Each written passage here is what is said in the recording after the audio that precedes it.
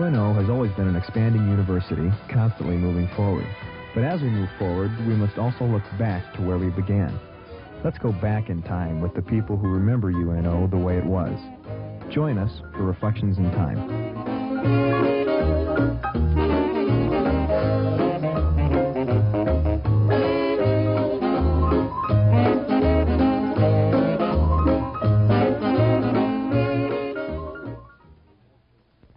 It is April 25th, 1989, and we're situated in the beautiful Health, Physical Education and Recreation building, a relatively new building on campus as we look back through the years, at least in time, here on our campus. And that's exactly what we've been doing for a lot of years now with a series we've come to call Reflections in Time. And very simply what I started to do a lot of years ago was to take people who had retired or who had been here quite some time, had devoted much of their working life to this university, and had them sit down in a room, something like this, or in fact this room at times, and visit about the university from their point of view, the people from their point of view, and the things that they felt were important in their life and in the life of the university. And today is no exception. We have with us today for our taping a man who's still a very active part of the university life. He's the head of our Department of Music. He's a friend of mine for a number of years, Dr. Kermit Peters. And I'm glad you could come, Kermit, and sit down, take time from a busy day and this spring and visit about the past as well as maybe a little about the future. Well, I'm glad to be here, Paul. Kermit, first of all, and you and I have known each other for all the years you've been here. I don't think I've ever really asked you where you hailed from, where early life began for Kermit, and how you got into all this music business. Well, let's take it from the top, as they say. I hope this is not too long a story. But oh, no. I was born in Remsen, Iowa. Oh, and, close to here, relatively. Well, Remsen, Iowa is northeast of Sioux City. Mm. And when I was quite young, my father, who was a saxophone player, somehow I fell into playing saxophone. I guess that's not surprising. When your father plays the instrument, you play the instrument. Yeah. And so that by the time I had reached 7th or 8th grade, I was playing in his dance band, which is a little bit of an unusual activity for somebody so young. And you meet all those nasty people out in all those dance halls, and the smoke is thick and all that old sort of dance thing. halls of the past. And that was a time, of course, when dancing was really a sport for everybody. Mm-hmm. And we had no television to divert anybody's attention. So lots of ballrooms. Oh, a great many. And there was one in Remsen, which was a very well-known one. And so I played in the band with my dad through high school, played with a lot of other bands around the territory, too. And then went to Morningside College in Sioux City. Oh, yeah. And at the time thought I might be involved as a pre-med major. That was my father's insistence more than my own. And I met chemistry at the collegiate level. And that convinced everybody that this was not the direction to go. Chemistry 1. Oh, Chemistry 1 was one more than I could manage. So I changed at that point and became a music major. And I had been in music in Morningside anyway. Morningside was a very strong music school at that time, and that was in '53. Mm-hmm. And so I went through their program, and in the process decided the saxophone was not the instrument that one should concentrate on. And I'd already played some clarinet, but at the time I thought it might be best to change to oboe. Oh. And so I began playing oboe as a sophomore in college, and started in the same kind of instrumental techniques class that we have here, that we offer for music education majors. And the only difference was that there were no oboe players in Sioux City at the time. You were it, huh? I was it. And within 1 month, I was more than it. I was in the symphony, and I was doing all of these things. And it was, to say the least, a challenging situation. You sound like a guy that take up an instrument fairly easily. Well, at the time, it didn't seem so. Uh-huh. In fact, I have to tell you about that class. The class was held in the Quonset hut. Well, that's familiar for Yeah, around here. we know about Quonset huts. And so it was a very long, thin building. They would hold the class at one end, but whenever they had oboe players in the class, since the oboe players were so loud, they would put the oboe players at the other end of the building and hold the class over here. And I was one of those who was ostracized, you know, out on the other side, because we could always play louder than anybody else, yeah. and pretty miserably, too. But there was no oboe teacher.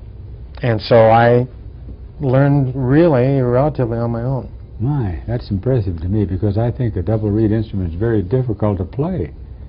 Well, I guess the secret of that was I had heard enough music to know what I was supposed to sound like, but I wasn't at all sure how to do that. And so I arrived at that in some bizarre ways which were not correct. But I was producing some kind of reasonable result at the time.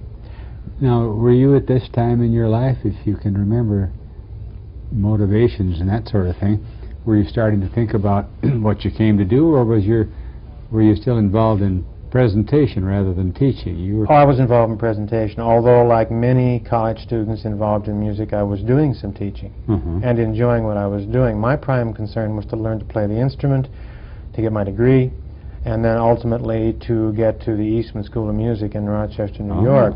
And considering the fact that I didn't have an oboe teacher, I knew that that was going to be a very difficult thing to achieve. What did Dad think of this business of leaving medicine, by the way, or whatever? Well, there was an infamous phone call, which I'll probably never forget, which occurred between the 2 semesters of my freshman year, when I had to call home and say, look, Dad, this isn't going to work. You know, I'll be wasting your money and my time if I continue this.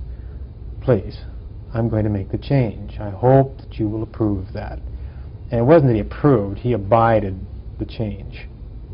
He was a musician, and somehow he didn't think that that was something his son should do. Isn't that interesting, though? A lot of fathers want their sons and daughters to do other things, don't they? That's right. Not at all unusual. Well, somehow there was a magic in medicine, and I think there still is a magic in the idea of someone in medicine, or even someone in law, or those professions seem to at least please my father. They have a prestige value to a lot of parents as they look to other things for their young people. I think you're right. Okay, so now you're wending your way through college. What happens next? I met my wife. Did you meet her at college? I wondered where you two met. Yeah, we both went to Morningside, and she also has a music degree from there. She finished her degree, though, a year later than I did. She was 1 year. She came there in '54 and finished in '58, and I finished in '57. And of course, at that time, she was accompanying me. Then, as with others, you know, I was not the only one that she was accompanying, but she was a piano major, and a very good pianist, and so did a lot of recital work and accompaniment and that sort of thing. Right. But then I did succeed in getting into Eastman, and left then for Eastman that next fall, while she stayed in Morningside and finished her degree. You know, I want you to pause there, Kermit. Eastman School of Music, tremendous reputation, known around the world. What does one have to do to get in there? Have high grades or have a lot of talent with the instruments? What sorts of criteria are there usually, then and perhaps now? In all fairness, I think at that time, as I look back on it, it may have been considerably easier than it would be today. Simply because I think today there are so many fine young musicians out there, and there are so, those schools are highly competitive these days. At that time, all of the Eastman products had not yet arrived in the colleges around the country. So some of the teaching was simply not that good. But yet, for example, when I was there, there were 13 oboe majors, which was a down year. Is that right? Now, I don't know whether that has anything to do with the reason I got in or not, but it was a down year. And the amount of, for example, woodwind quintet playing that was done was predicated on how many oboe players there were. And you went as an oboist out of your background, or this is an instrument that you had pretty well taught yourself? That's right, that's right. I'd taken some lessons with some teachers around the area. I'd gone to Chicago and studied with a couple of people there, but to say study means I took a lesson or two. You know, you can't stay in Chicago for any length of time. I'd picked up what I could in any way that I could. What kind of a program does one go through at Eastman, as opposed to a normal department of music pattern like you've been working with here for years? Well, the program, and I can't speak to their undergraduate degree. My degree was a graduate one. When I went in there, there was a heavy emphasis on oboe and oboe instruction. That is, my lessons with the teacher. And by the way, the teacher there was Bob Sprinkle, who recently retired, an absolutely wonderful person, probably a model teacher, a kind man, wonderful player, and dedicated to the student. So dedicated that I would hope that in some ways I would be something like him, you know, as to his concern for his students. Gave you a role model to shoot for. And his ability to diagnose and tell a student, no matter what their problem may be, how to correct it. Wonderful. There are a lot of teachers around, you know, that can say, do as I do, but don't really have any technique in teaching you to do as I do, or to diagnose what your unique problem is. We all have different anatomy. Yeah. Our Like mouth a is good not the football same. player doesn't make a coach necessarily. That's right. And he And had so that on. unique ability. He was terrific. Yeah. He still is terrific. He's still around. Well, in memory, that's great to pick people out like that, and they stand out like shining lights. Yeah, don't he's they? really wonderful. How many years did you spend there? I was only there a year, and I was lucky because the diagnostics exams that they give you when you enter, I just made one of those, which is a history exam, and so I didn't have to repeat any history. And I had to do some work in theory, but that's not at all unusual in most schools. At least I keep telling myself that. So as it worked out, the schedule was such that if I took as full a load as I could, and to do the playing that I needed to do, to give a graduate recital, and to satisfactorily complete the coursework, I would be able to get the master's in that amount of time. And everything worked properly. Wow. Now, I don't think that's possible anymore either, because most programs now are strictly 2 years. 2 years. And there just isn't any way around that. But I took some things out of my field. I was primarily music literature and oboe, which was their combination degree at the time. And I took theory to make that program work. And that's a little reaching a little far afield, because usually the theory part of the program for a historian is pretty difficult, just as a theorist may avoid the lit part of the program. You felt it was a good year, a year Excellent. well worth all the time. It and was work? wonderful. Yes, it was.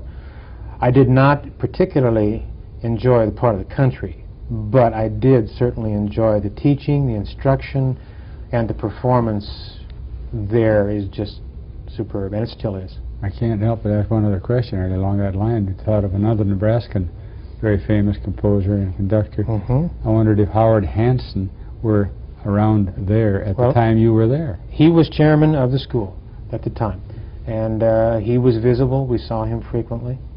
As a matter of fact, the reason that I'm in Omaha was at least partly because I got a call from his office when I was finishing the degree, that, and a lot of those calls that came from there were announcements of openings around the country. And it was for principal oboe in the Omaha Symphony. And so I went down there to get that opening, and that's part of the reason that I was interested in Omaha in the first place. I was going to ask you about that, how you got interested. You know, you moved right into it. Is that what brought you here then? Oh yes, that was the, and I don't know whether it was because Hanson was a Nebraskan. Maybe someone had contacted him personally. It's quite possible. In those days, there was a lot of personal contact that went on. It isn't nearly the machine, wasn't nearly the machine that it is now. So, the oboe and the symphony brought you here. That's right. Now, by this time, we don't want to leave anyone out. Were you a married man? Had that occurred yet? No, I had graduated from Eastman. Sandra had graduated from Morningside, and things were so much up in the air that I was looking for a job, she was looking for a job, and she found a position in Alta, Iowa, which is precisely 130 miles north of here. Oh, yeah. And you need to ask me why I know exactly how far that is. Why do you know it's exactly 130? Because when I came here, I was hired as the principal oboist in the symphony, and I think I was the first import player. And we've had many import players. Oh, indeed so. Yes. And that's what's made the orchestra thrive since that time. And they, at that time, got me acquainted with the people in Council Bluffs. And so I taught in the public schools in Council Bluffs for a year when I first came here. Oh, you I did not originally come to the university. And I did teach that entire year part-time at the university as an oboist, and met Jim Peterson at the time. And as a matter of fact, when I auditioned for the position as oboist, I auditioned for Jim. Did you? And Bernie Balaban, who was the bassoonist in the orchestra, because the orchestra was between conductors. Duncan was gone, and Joe Levine was just coming in. there really wasn't a principal conductor that summer. So I played for the chairman of the department here and members of the woodwind section.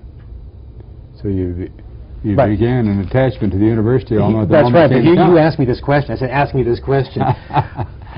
In Council Bluffs, I had 8 schools, 250 kids a week, something like that. Wow, Band you program. spent a lot of time on the road. As I say, I had the west side of town, and that's a pretty big part of town. Yeah. Wonderful students, just terrific kids. One of my schools was Washington School, and Washington School is on the northern edge of Council Bluffs, and it is right on the old road which used to come down from Missouri Valley. And you remember how it came down the bluffs before the interstate was in? It took about 2 years to get to Missouri Valley. That's if you're right. behind a truck. Knowing then that my wife was in Alta, you can imagine that 130 miles was traveled a great deal, because we then decided to be married at Christmas that year. I had been here 4 months. She had been in her position in Alta 4 months, and we were married at Christmas. And then we both ended the school year fulfilling our obligations, but then she came here in the next spring after her teaching was finished. So now you're a newly married man. You've spent about a year in the symphony teaching over in Council Bluffs. But then what happened?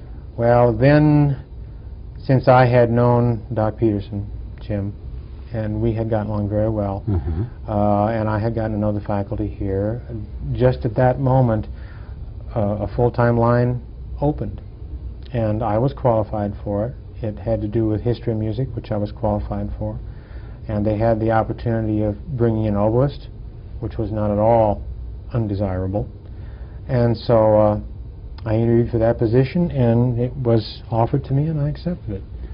And so I was in Council Bluffs for only a year. Now, I suppose the first name you mentioned relative to the university was Jim Peterson.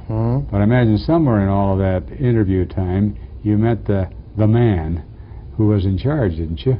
I certainly did. Milo Bale? The man, Milo Bale, who is, we all have our memories of Milo Bale. First memory for you. You remember? Strong, central control, and frankly, the perfect man for the job at the time. There's just no question. He was, by any stretch of the imagination, tough. But fair. Yes, very fair. Yes. And had a dedication to this university that we have never seen like it before or since, probably. His life was this place. Well, you always wondered when you might just happen to see him in unexpected places. The classroom, just anywhere he might show up. And I still remember we used to have faculty meetings over in the theater. Administration. And it's still suitable for that, but we don't do it there. The faculty's too large now. There was one memorable opening of the year address that he gave that had to do with the students have empty baskets, and we need to, as faculty, think about filling those baskets, which was a perfectly reasonable statement. There was nothing wrong with that. The whole speech was based on that. I think that the faculty must have talked about that for about a year. It really made an impact. Whether it's bad or good, at least he made an impact with that speech. His opening statements were very forceful. Oh, yes, they were. It was amazing. The other thing I remember about those days is when we first came to the university, Sandra and I were asked to go through a reception line. We don't do that anymore. The reception line was held in what is now the administration building, which was then the RIT Library. I still remember that every new faculty member shook every old faculty member's hand, and I don't mean old by aged, but current faculty. And the only thing you had to look forward to was knowing that the next year you were going to be on the other side of the line, and you'd be shaking everybody's hand. I remember that line well. But you got personal, physical contact with every other member of the staff. That's right. There's no question of that. We were smaller then, weren't we? Oh, the faculty was... We knew nearly everyone on the faculty. And now, with some 600... There are a lot of strangers around, aren't there? That's right. If I hadn't had my experience with Faculty Senate, there are so many people that I just simply wouldn't know. You know, you've been here long enough now, some 30 years and plus, to remember a lot of changes. You and I were mentioning them before we started to do this tape. The physical appearance of this campus, the room we're sitting in. What was the campus like when you first set foot on it? What was here? Remember? Oh, I certainly do. The administration building Yeah. was here. The library was here. Now, the library is now the administration building. Mm-hmm. And the reason I remember the library so well is not only the reception lines, but also there's a little theater in there, the little conference center. And before the music department had a recital hall or anything like that, Right. we used that room, and it seats about, I think, 200 people, something, maybe 300. And it's a very intimate little performance area, and it's really quite nice. Our problem was that it was rather far removed from our quarters. Also hard to move a baby grand in But and out. there was a baby grand there. Was it left? Yes, it was left there. It was just pushed backstage. There was room for it. So we used that space I'd forgotten as it a was used recital for area. concerts. Yeah, yeah. That was the second building. The third building was the student center. And I think that was built in '58. Correct. So that would have been built just prior to the time I came. It was brand new came. when you arrived, really. That's right. And the fourth building was the field house, and we're very close to that, sitting right here. Yeah. And attached to the field house, and I remember it well, was the music building. It was called It was the a- Music Annex. Yeah. And we always mused as to what it was an annex to. It implied some larger music building somewhere. But it was really attached to the physical education That's right. of the That's campus. all there was. It was this one little low building. And then we got an annex to the annex. Yeah. And the annex was a metal building. And it was, it housed some offices, a couple of practice rooms, and a rather large rehearsal area. Where we used to congregate before graduation in the That's field right. house That's right. as a faculty. And then we got the annex to the annex to the annex, which was called, by the way, the Sarah Joslin That's Annex. where that name came from. That's right, and it was an attached wooden structure which housed class pianos. And was really, see, you had to go outside to get to that building. It was not an inner walkway anywhere. So we really had a conglomeration of buildings. Yeah. There. There were really three separate There were units. 3 separate buildings, and only 2 could you move on the inside. The third one was removed. The one thing I always remember is, and I was conductor of the youth orchestra in those days, Mm-hmm. so I rehearsed a great deal in that, the annex to the annex. And do remember, that was on a concrete slab, and it had metal sides and a metal top. And the thing that was amazing about that was that when it got hot outside, that building just became incredible. And it was in a parking lot. And Yeah. so when you're having an orchestra rehearsal or a class, cars consistently backed into the building. And when you back a car with a metal bumper into a building with a metal side, that's very noisy. You also already have enough orchestra members without adding them. So actually what we got, we had a bent building. There were Yeah. actually creases in the building where people used to hit it. I'd forgotten there were all those annexes. Then the other terrible thing was in the spring, if you got a hailstorm. Hail in that room sounded like the end of the world because the metal roof and hailstones. Yeah. An incredible experience. You know, when you came in the 50s, Kermit, can you remember the program that you were a part of as a faculty member? What sorts of things did we offer? What sorts of majors and minors did we have? I imagine, of course, as we can all remember, that was a smaller time at the university, both in terms of size of faculty and student body, too. Well, for my department at least, we were at the time a department within arts and sciences. And the College of Fine Arts is quite a lot later than that. And as a member of that department, we offered a degree which was not too dissimilar to what we offer now. It was a bit broader in some ways, but basically the same degree program. Certification from the state makes changes in that from year to year, so it's not really fair to say it's exactly the same, but it's approximately the same. Then the School for Fine Arts was approved as a separate entity, a little removed from arts and sciences, but still basically under that umbrella. Remember the year that occurred? The school? Kermit? I wish I did, but I don't. Was it early 60s? Oh, no, it had to be 70. It was later than that. Oh, it had to be merger. after the merger. and Okay. That was I was 68, wondering. wasn't it? Yes, that was 68. Okay, about 70. The chronology, if that's true, about 70, we moved into the now Strauss Performing Arts Center in 1973.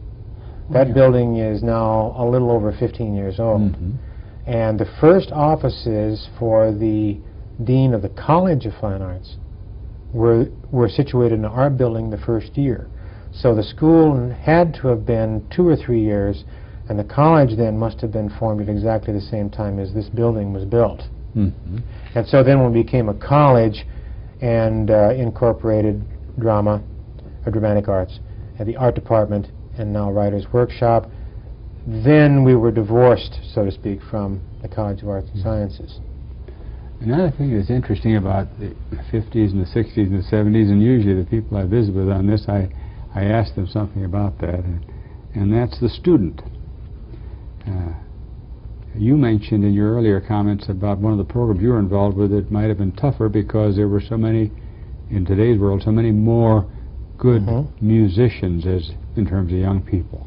What was the student life, musically speaking, like in the 50s when you showed up here, Kermit? It was a very small department. The student population in the 50s was also very small. We had just, the city had just really finished graduating a lot of those students who had come back to finish their degree programs after the war, either after the Korean conflict or the second, and a lot of those people stayed in Omaha, became teachers here. And so it was the beginning of a time when finding students was becoming very competitive. And so I think at the time that I first arrived, there weren't that many students. But the interesting thing about it, those students who were here, and they were nearly all Omaha students. Yeah. There just wasn't much thought of recruiting outside. We were Omaha University. That's right. Still. Many of them did not have the best training to prepare them to enter a program in music at the college level. But frankly, it's been my experience that we've always provided a wonderful opportunity for students who may not have been well prepared, but were latent, who were late bloomers, you might say, and after 1 year find that this is really something I have a talent for, this is something I really want to do, and so consequently we have a number of our students who are now doctorates in music, who are teaching in universities around the country, and a lot of those students started becoming serious about a music program as late as a sophomore year in college. Right. So it really isn't ever too late. I don't think any program can survive on those kinds of students, because those kinds of students will never see what's possible if the other students weren't there first. But there's a place for that, and we had quite a few of those at the time. Now, the students that came to us then and now, let's talk about then for the moment. Mainly, were they the people who wanted to be teachers? Or were they performers, or a little of both? What were they like? I think that our major number of students have always been in the music education area. Now, when I say major, I mean 60% to 30%, maybe about double, I suppose. Music students tend, when they come, I think, to a university, not to really know what it is they want to do. And frequently, by the time they're sophomores, they begin to get an idea of which direction they want to go. And the program for the first 2 years for most music majors is quite similar. So that's convenient, at least. It gives them time. However, the music student does have to start with some commitment, because if one doesn't start as a freshman in some of the music major courses, then you do tend to get behind in the program. Now, the program, you mentioned it a little bit early on. It hasn't changed a lot, but I imagine there have been changes and expansion. The program is much smaller. You had some few people in terms of faculty. How many people were on the faculty when you first came? 5. Yeah. That's a small faculty. Yeah. And I remember them all quite well. Today, of course, we have 14 full-time and 23 part-time, and 40 members teaching students is quite different than 5. I must say 5 plus me as part-time. 5.5. That's right. You weren't full-time That's when right. you first came. That's right. And I replaced one of those people, one of the 5, when I came on full-time. So we still had 5. There was a pianist. There was Dr. Peterson, who was the chair. Uh-huh. There was a band director. There was a choral director, who, by the way, is John Miller at the time, and who is now director of the Omaha Symphonic Chorus and choral director at Countryside Yes, it has Community been Church. for many, many years. After leaving here and teaching at the Philadelphia Academy of Music for a few years. And, the other member was yours truly. So, limited program in terms of faculty, and certainly not many part-timers other than yourself.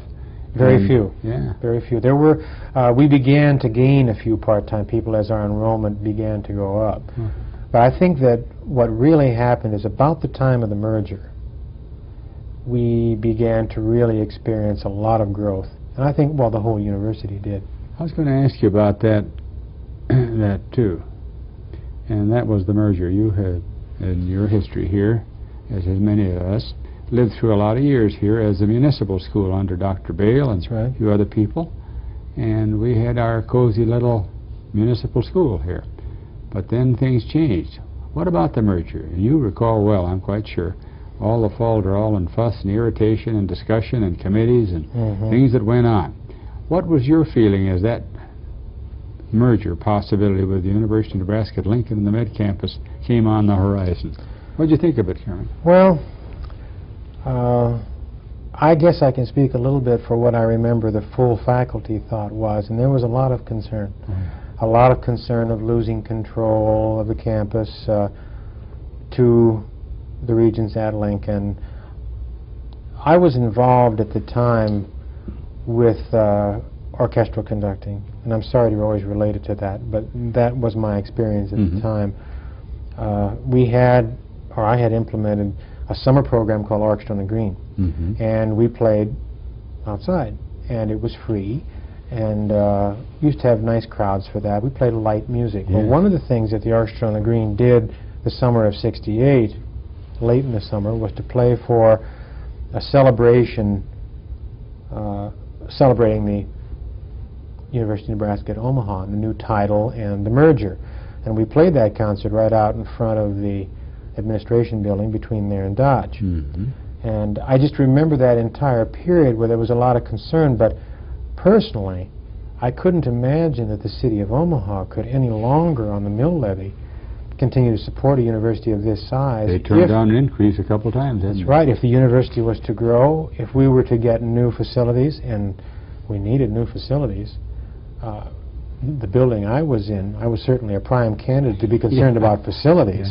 And so I was not at all opposed to it, but I do remember a great deal of talk at the time. Fears of all kinds. Now, another thing about growth and change, we've talked about the campus and its growth and change in terms of buildings. You have a fine building now that you've been in for lots of years. We can talk more about that maybe in a little bit, but I wanted to get to, I think, the important part of our life here on campus, and that's people. And over the years, just like me and a lot of other people, Kermit, you've rubbed shoulders with lots of faculty and staff members who have, in your opinion, meant something to you and to this campus. And not worrying about leaving someone out, we always do usually, I think. You might just run through some of those people and some of the memories you have of why they're important to you and to our school. Well, certainly Jim Peterson, as the first chair of the department when I first came here, had a big impact on my life. He was always a very fair individual. He's become a friend, continues to be a friend, still works for us. Yes, he does. In the music building, in the listening lab. And during all those years, he was a good leader, and he held things together. Jim is a very conservative person, and I think that may be what we had needed at that time. And he was chair of the department for, I think 15 to 20 years. During some very tough years, too. Oh, yes, very tough years. And he had the orchestra before I took the orchestra. So in many ways, he was my direct predecessor, and I have great respect for what he did then, and Jim as a human being. There are a couple of others, too, that I think were significant here. One interesting one, you know, the first person I met when I came to town, which convinced me that Omaha must be all right. The first person I interviewed for the Omaha Symphony was also a man named Kermit. And I couldn't believe that I'd never met anyone. Well, I knew one person named Kermit, who I was named for. So in the Woodman of the World, not the Woodman Insurance Building, which is a building which isn't there anymore downtown, I met this gentleman, and it was Kermit Hansen. And well, I think back on that, and I told him, you know, Omaha can't be all bad. I found someone with my same name, and it's someone that, you know, I potentially will be working for. So that was rather nice. Who's had an attachment to the university almost as long as ours. And we still have this yes. Going on now since he's on the Board of Regents. And so he was significant, certainly being first. I haven't had that much connection with him since, but with the symphony, of course, there was a great deal of connection. Ron Roskins, when he was chancellor here, was a pretty significant individual. He, I think, did some really good things here. And I've enjoyed him as a person, and enjoyed what he did at the time. I thought the direction was good. I'm sorry that he isn't with us at this moment and is at Lincoln. I guess their gain is our loss. But I think he was a very good chancellor. He was forward-looking, and he did a great number of things for this urban-style university that we have here. Yeah, in your department, you often worked more than most with relationships with the community. That's right. And he was a strong believer in that sort of thing. Our present relationship with groups like the Omaha Symphony, where we have a great many of their players teaching part-time for us, was certainly due to some of his direction and leadership, because he felt that that was necessary. And I, in fact, think it is. And we want to continue that, of course. Others, not connected with the university, but Joseph Levine was a pretty significant individual, too. He was not at any time associated with the university, but he was a symphony conductor in town when I came on the scene. And there is one story about that which I always enjoy telling.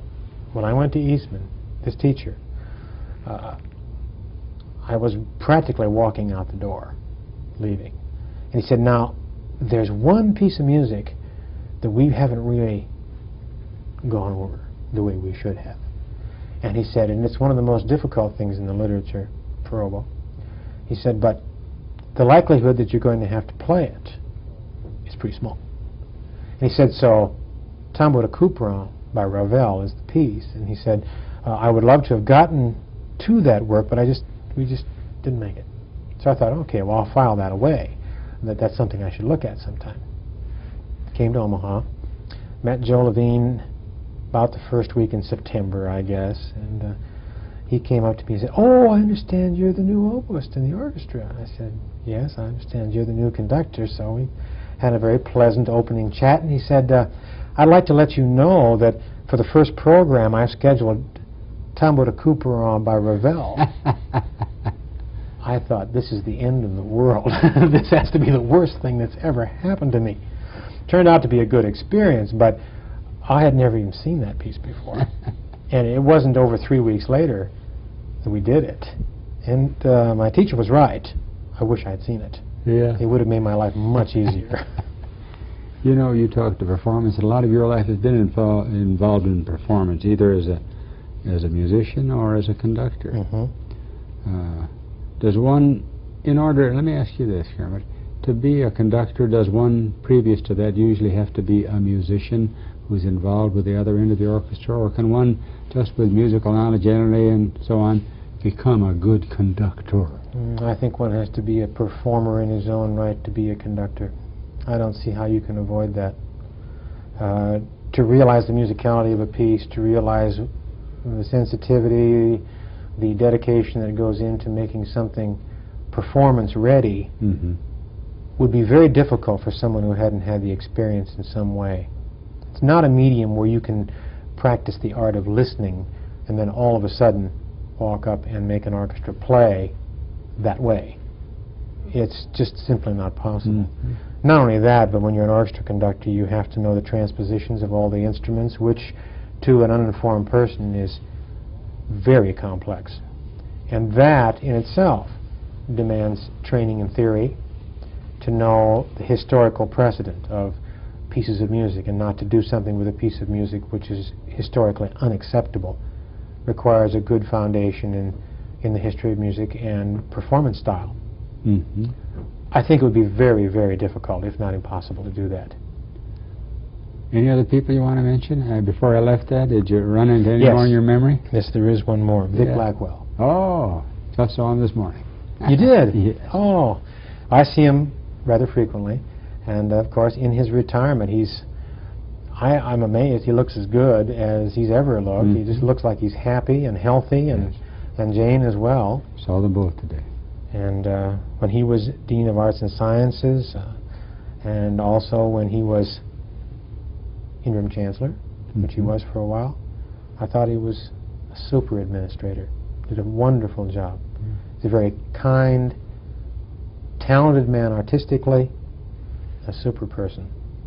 And that brings me to another person. Good. Recently deceased, Richard Lane. Oh, yes. Another terrific human being. One who, as I think he was named interim Dean of Arts and Sciences, Yes. while Vic was interim Chancellor. That was We had a lot of interims. lots of fluctuation going on there.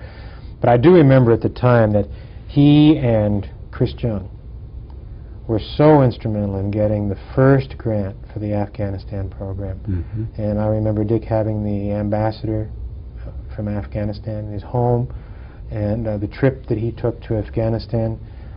He did so much for that program, and his early death was just a real tragedy to the university. He had so much left to give, and a super teacher. As an advisor, I would always get comments from students after I had recommended his class, whatever he was teaching that semester. Wonderful advice. Loved him as a teacher. Very demanding. You know, I was going to ask you, too, Kermit, about teaching. You've mentioned it just 2 or 3 times in the last moment, and that's been a part of your life for so many years now, too. You've had some award relating to that in your own life, too, for which you're to be commended. So I'd say you know something about teaching, and I mean, you've learned a lot over the years. Describe, if you will, the example of what you feel is a solid, good, really fine teacher. What does that require in a person? It's interesting. You're asking someone who's always been in somewhat of an awe of teachers whom I've been acquainted with, who are wonderful teachers. You know, I've always thought, I wish I could teach as well as this product indicates this teacher did. There's a great deal in teaching, I think, that's sort of not definable. There's a personality to it that's extraordinarily important. And in training our teachers, we work very hard, I think, to try to change, adjust the personality of an individual so that in front of students they will get some kind of positive result. Frequently that's possible to do. Sometimes it isn't possible. And I would hate for people to say that I believe that teachers are born and that one can do nothing. That I think would be a mistake. Certainly there are means of training people to be excellent teachers. But certainly personality has a great deal to do with it.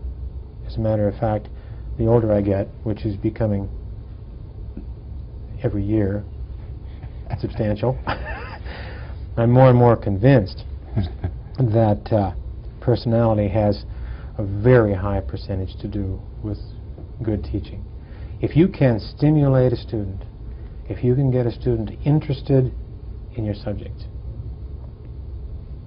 then I don't think there's any limitation. Then you've really done something which is exciting. You've awakened in them whatever the subject may be, or whether it's playing the oboe, whether it's an interest in history, whether it's theory. And of course some of that is success. The student has to have success. And the success may be you're saying you're successful, but that may not be enough. Success on the outside, success as recognized by others, makes a tremendous difference in that ability for the student to want to gain knowledge or gain skill at doing something. You know, I could take someone off the street and teach them to play oboe if they want to play the oboe. If they don't want to play the oboe, let's forget it. Yeah. There's no way. Yeah. So desire, if you can instill the desire, if you can awaken that, then you've done a great deal. That's what we try to do. Yeah. Now, you know, as I've listened to you today, I think about something else. In all our years here, and for all the foreseeable future years, our students come to us from homes and apartment houses. This is not a live-in campus. No. Hasn't that made work in a department and a college that you're involved with, wherever every area of presentation is concerned, rehearsals, off times, odd times, isn't it harder than having a live-in group like up at Morningside where you were an undergraduate? It's hard to compare the perspective of me being an undergraduate to me as a teacher. Yeah. Although you're right. Our campus has always been very unique in that way. That our students do not go back to a dormitory and are not readily available for a rehearsal after dinner. That's what I meant. They do not come back to the building as much as they would if they were in dormitories after dinner. And it's frankly a little bit of a problem for our music department to exist, because we exist, our students are a family. They live, breathe, eat the music program. And when your students live in a dormitory and they are in a way captive to you, that tends to just happen. Mm-hmm. But when they all go to their own homes at night and they're 5 miles away and they're in a city and they don't have a car or they have to take the bus, then we have a different situation. Only now are we beginning to attract more and more students from outside the city. And that's becoming, well, I'd hate to say there's a percentage, but to a fourth maybe of our student body now is being outside the city. Mm-hmm. And they come here and live in apartments. Yeah. I think that says something about the program. It says that maybe they think the program is significant enough that it's worth doing that. Mm-hmm. Because moms and dads will always have difficulty sending daughter to Omaha as a freshman to live in an apartment house. Sure, sure. And as a father, I'd have second thoughts about that myself. We live here. We find Omaha to be relatively a safe city for a city its size. Mm-hmm. And we don't share those kinds of concerns with someone from North Platte.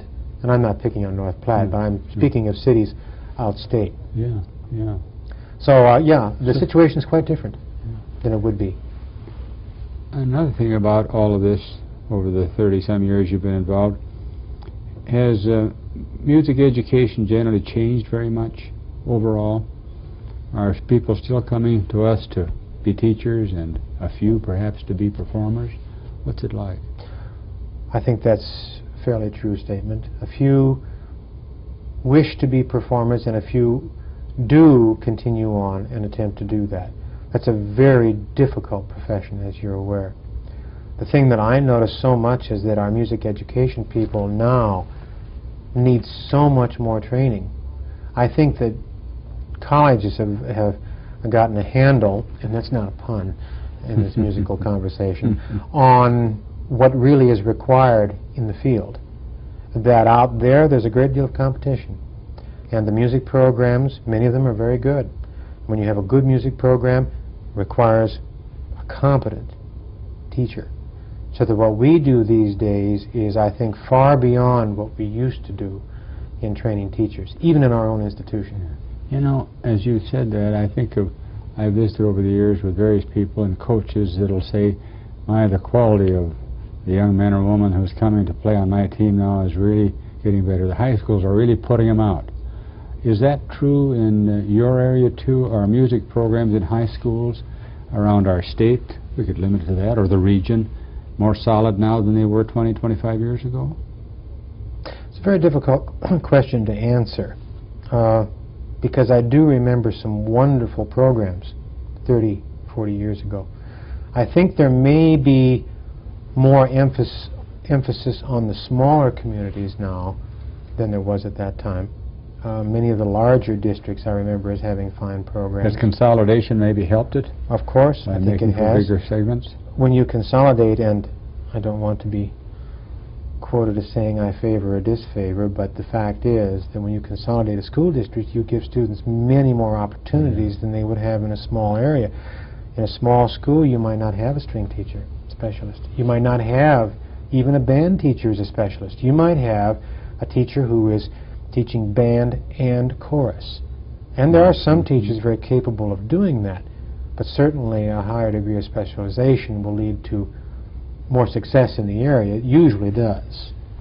I was wondering if, as we moved up through the years to 1989, where we sit right now, Kermit, television, radio, media, fast transportation. Isn't it wonderful? Yeah. The very fact we can do what we're doing That's here right. is a report on the history of Kermit's life and so on. Has that changed music, the arts, in your opinion, with what's available through television, either through watching or being involved with? Have any of those elements, radio and television, made any difference? Of course. Totally? Today is a fast track. The entire general public now knows and has seen and heard what quality music performance is. All they need to do is turn on their television and happen to miss the sitcom or whatever it might want to watch and see a concert and hear something that's really spectacular. The movie Amadeus, you know, became extraordinarily popular and acquainted everyone with Mozart. Now everyone knows about Mozart. Yeah. You know, this electronic age is putting everyone in touch with the arts. And when students now study a musical instrument, their parents have a pretty good idea of whether that student is playing very well or not because they judge by what they hear every day. Yeah. And that's not bad. And that wasn't available not so long ago. That's right. Your sole judge many years ago was the music teacher. Did the music teacher say this was good? Yeah. If he did, then it was good. How about the computer and what it's doing or not doing for music? What's your opinion and observation there? It's a wonderful advantage for music because not only in composition, where it does the most difficult problems easily, we use it for computer-assisted instruction in teaching theory, where a student needs to learn how to hear, for example, a line of music and write it down. And that's one of the things that a musician is trained to do. And it's something that maybe none of us know when we get into the program, but it's a skill we attain. And it's hard work. Sure.